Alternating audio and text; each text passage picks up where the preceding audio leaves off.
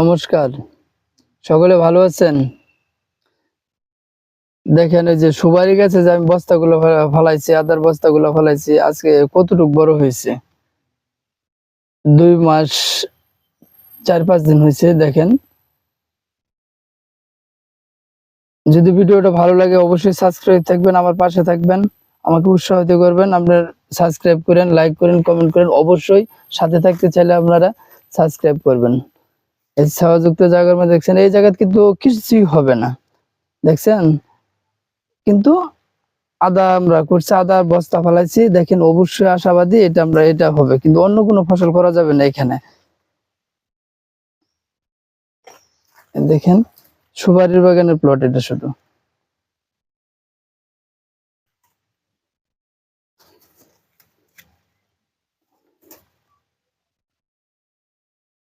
নমস্কার।